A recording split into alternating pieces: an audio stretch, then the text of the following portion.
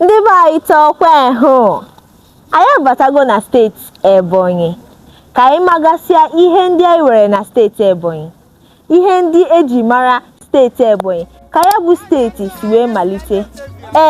A na-akọwa ndị Ebonyi dịka ndị dị ike ọrụ, ndị ma ka esi arụ ọrụ ma ọrụ ugbo, ọrụ dị iche iche ewere n'ala Igbo. Ndị Ebonyi bụ ndị a na-ewerili aka enu maka na ha dị ike ọrụ. Mana kekwanụ ka Ebonyi nwa si wee bido, kee ka ha si wee gbatakwuru na-aza steeti Ebonyi dịka obodo kwụrụ onwe ha. Sonyere m ka anyị mata ihe dịgasị iche iche gbasara steeti Ebonyi. Ajụọ gị kedu ebe esi kepụta Ebonyi? Ụfọdụ nwere ike si na ha si n'ugwu Awụsa, ụfọdụ asị na ha si ebe a si ebe ọzọ. Ebonyi bụ steeti ekepụtara site na steeti Abia nakwazi steeti Enugu.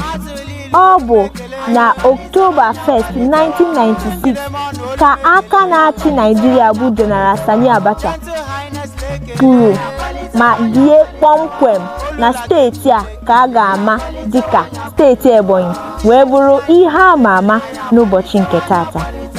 Kedụkwa ka ha si wee zaba afa? Kedu ebe afa anụwa si anọkata tete n'ụtụtụ zaba Ebonyi? Kedu ihe gbasara aha ha na-aza ugbu a? E nwere mmiri bụ sọ mma, mmiri na-ekwo ekwo na ya bụ steeti a maara dịka Ebonyi.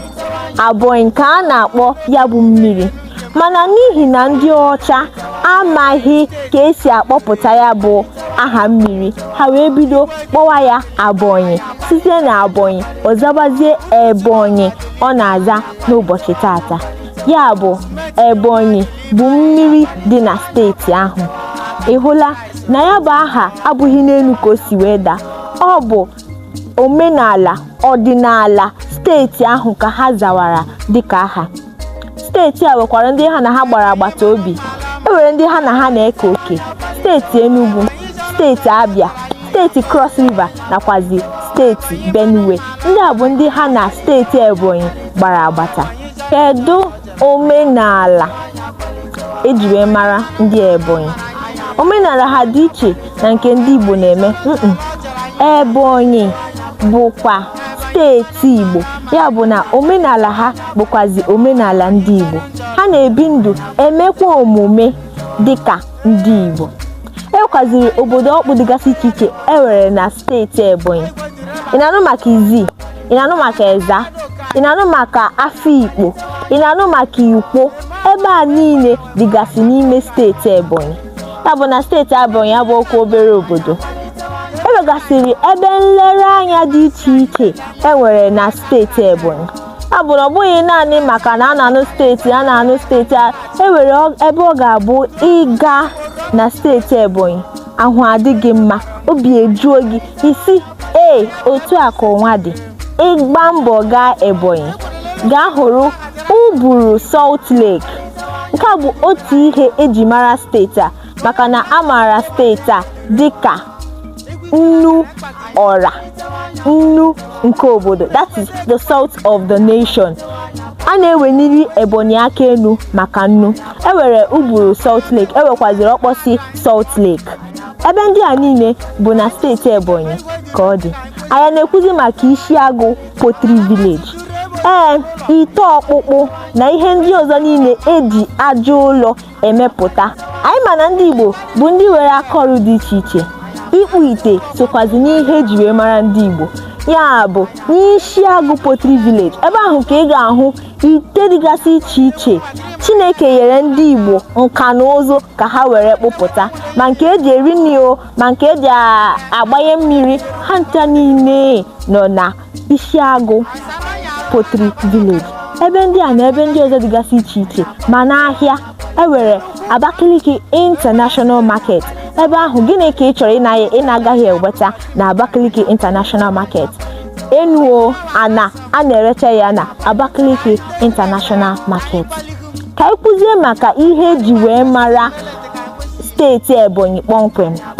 Ị na-anụ maka rice Abakaliki? Ọ dịghị ka ọ n'elu ka o si wee datuo, ka ọ dịghị ka mba ndị ọzọ ka esi wee na-ebute ya bụ rice. Osikapa ka m na-ekwu maka ya. Steeti Ebonyi hey bụ ndị a na-ewelili aka elu n'ịkọpụta osikapa n'ebe ọ dị ukwuu. Ọ bụghị naanị na ha na-akọpụta osikapa, ha nwekwaziri ụlọ ọrụ ebe a na-afụchasị ma na-akwadobe ya bụ osikapa n'ụzọ kwesịrị ekwesị ka mụ na gị bụ ndị osikapa na-amasị bịa n'azụrụ ya. Ya bụ na ewe rice mill na Abakaliki. Kedu ebe Abakaliki dị?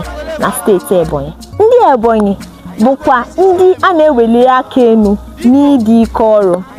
A na-agụ steeti ndị Igbo ndị nwere ọkpụkpụ aka, ndị ma ka esi arụ ọrụ ugbo, ndị ma ka esi eme nka. Ọ bụ Ebonyi bụ ndị mbụ a ga-akpọpụta maka na ha mere gịnị? Ha dị ike ọrụ. N'olu ndị Ebonyi, unu dị ike ọrụ. Ndị Ebonyi dị ike ọrụ. Ha na-akọpụta nri dị iche iche dịka m si wee gwa gị, osikapa o, ji o, ede o. Kedu ihe a na-anaghị akọpụta na Ebonyi? Gịnị ka ị ka na-eche? Gbaa mbọ ka ị gaa hụ obere obodo a mana ihe ukwu na-eme na ya. Steeti Ebonyi nwere okpuru ọchịchị 13 nọ na ya bụ steeti, ya bụ 13 local government. Anyị amatala na ya bụ steeti bidoro n'afọ 1996. Ọ bụghị naanị otu onye bie na-achị ha wee ruo tata. Ha eweela ndị ọchịchị dị iche iche chịrị ya bụ steeti. Ndị dịka Martin Zelechi, Dave Umahi. Aka na-achịzi ya bụ steeti ugbu a bụ Francis Nwifuru. Francis Nwifuru bụ aka na-achị steeti Ebonyi n'oge ugbu a. Anyị na-eweliri gọvanọ Francis Nwifuru aka elu n'ihi ọrụ ọma niile ọ na-arụ na ya bụ steeti. Ugbu a ka anyị kụzie maka ndị ama ama na ya bụ steeti. Ọ bụghị naanị na ha dị ike ọrụ, ebe ọbụla ha batara a na-ama na ndị Ebonyi abatala. Ị na-anụ maka Pato Ranking, ị na-agụ egwu ya, na-akpọ egwu ya, my woman, my everything. Ama m na ị ma agụ ya, mana ị ma na Pato Ranking bụ onye Ebonyi? Ị maghị? Ị makwa na Tekno, Alhaji Tekno, ọ nwa afọ Ebonyi ka ọ bụ. Si na-achị na-agụ egwu, nwa afọ Ebonyi ka ọ bụkwazi. Angela Okorie na-emepụtara anyị ihe ejije nke na-amasị gị nke ukwuu. Ọkwa nwa afọ Ebonyi ka Angela Okorie bụ. Ndị Ebonyi nwere mmadụ, Ebonyi nwere mmadụ. Ndị nka ngụpụtara na ndị ọzọ dịgasị iche iche bụ ndị ama ama na steeti Ebonyi. Chacheke, ihe ejije ya na-amasị m nke ukwuu. Amakwazi m na ọ na-amasịkwa gị. Chacheke bụkwazi onye steeti Ebonyi. Ndị a nakwazi ndị ọzọ bụ na-emepụta ejije, ndị na-agụ egwu, ndị na-anọchite anya ala anyị Naịjirịa n'ebe dịgasị iche iche bụ ụmụafọ Ebonyi nyere anyị. Ya bụ Ebonyi abụghị obere obodo. Gbaa mbọ gaa Ebonyi tata ka ị were anya gị hụ omenala nakwazi ọdịnala dịgasị iche iche a na-emepụta ebe ahụ. Omenala iri ji ọhụrụ, nkwa ụmụ agbọghọbịa, ha ncha niile ndị Ebonyi maka esi eme ha nke ọma. Steeti Ebonyi bụ ala Igbo. Steeti Ebonyi na-egosipụta omenala na ọdịnala Igbo. Steeti Ebonyi bụ Igbo. Steeti Ebonyi bụ nke anyị. Ndị be anyị tọkwa hụ ka anyị lụfụleka. Ndewonu. Udagu na melara nina sama mendu n'ogidi oyema wane ti lora n'ogidi melara nina ma